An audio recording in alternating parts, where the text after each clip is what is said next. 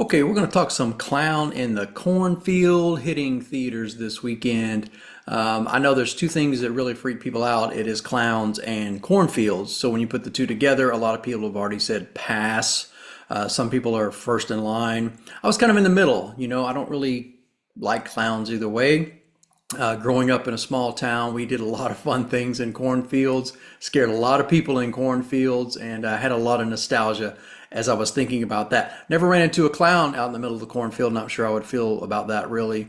But other than that, this looked like a lot of fun, and it turned out to be. Now, whether this becomes a cult classic or a one and done, it doesn't matter. It's worth the experience the first time around, especially for these slasher, stab and grab teen horror films. One case to point out, it is directed by Eli Craig, who brought us Tucker and Dale versus Evil several years ago, which turned out to be one of the funniest, coolest, most unique horror films out there. Will this one hit that level? I'm not sure, but it is a lot of fun to watch. It's based around Friendo the clown, which in this small town was a very important person. He was the face of the factory that made syrup that I guess kept the town alive, and some meddling kids at one point burned the factory down, not only upsetting Friendo, but upsetting every adult in the tri-state area. And it's funny when I watch these as I get older, I side more and more for the adults. I used to be in these horror films of like, yeah, let the kids have fun, let them do what they want to do. And now I'm like, these meddling kids, they need to stay off my lawn, quit messing things up. And I hope Friendo the clown gets every one of them. And regardless of what generation you're from, whatever slasher film franchise you cut your teeth on, a lot of us can understand that.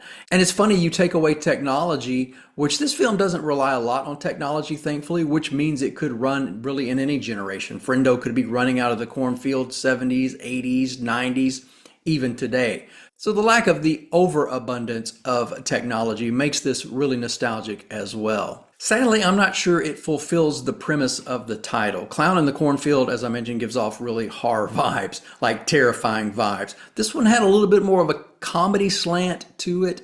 Some of the overacting, the hamminess of some of the younger players in this one kind of take it out of that It and Pennywise realm, put it more into like a McDonald's commercial gone bad.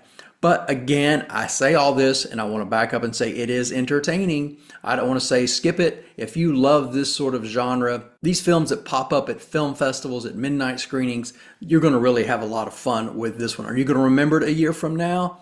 Maybe, maybe not. So again, it's Eli Craig's Clown in the Cornfield, hitting theaters this weekend, and I'm sure it will be streaming pretty soon, probably to like Shudder or one of those other really, really cool streaming services. For everything that we do, more reviews, interviews, be sure and follow, like, and subscribe. I'm Matt Mungle. We'll be back with more next time.